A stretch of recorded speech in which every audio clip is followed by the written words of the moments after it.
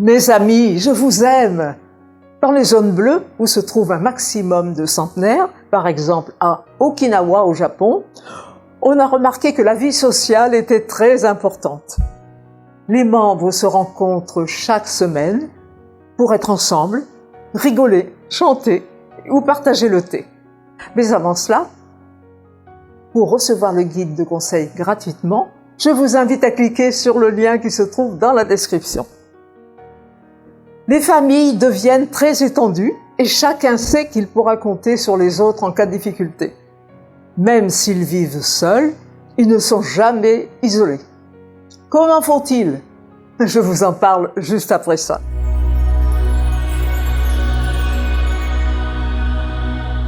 La solidarité est une des valeurs clés d'Okinawa. Lorsque vous construisez une maison, tout le village est là pour apporter de l'aide. On retrouve la même convivialité dans toutes les zones bleues où vivent le plus de centenaires. Il y a souvent 3 ou 4 générations sous le même toit. Dans nos pays occidentaux, on s'aperçoit que la richesse des relations sociales est aussi un facteur clé de santé et de longévité.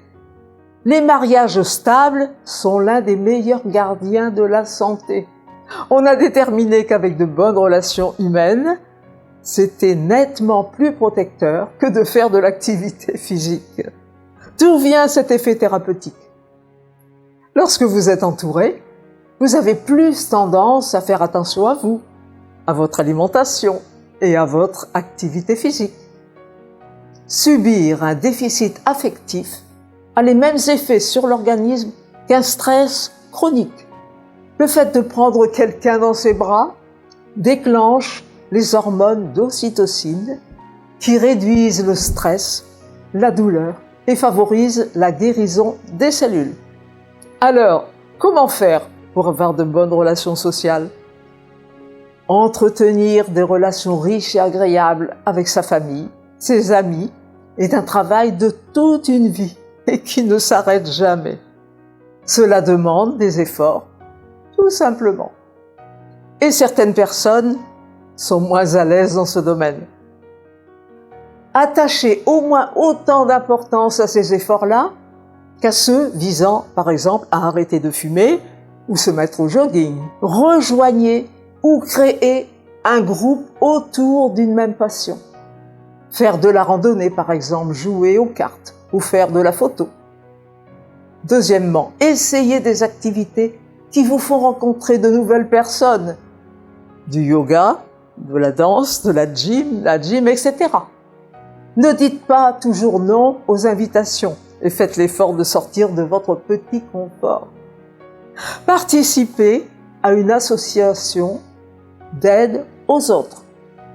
Apprenez à mieux connaître les personnes que vous croisez régulièrement, vos voisins, les commerçants, etc. Passez du temps avec votre famille. Oubliez les vieilles rancunes. Ne laissez pas vos amis s'éloigner.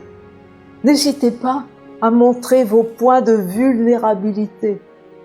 Prenez grand soin de votre relation si vous êtes en couple.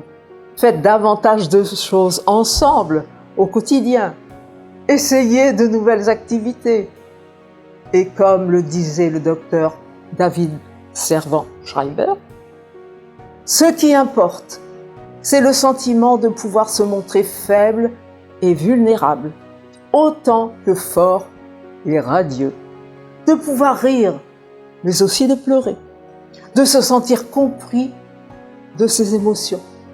De se savoir utile et important pour quelqu'un. Et d'avoir un minimum de contact physique chaleureux. D'être aimé, tout simplement. Dites-moi dans les commentaires quel est votre sentiment à ce sujet. Pour être sûr de ne pas rater les prochaines vidéos, abonnez-vous à la chaîne en cliquant sur le bouton rouge correspondant. Partagez-la et likez-la si vous avez aimé. À bientôt et au revoir.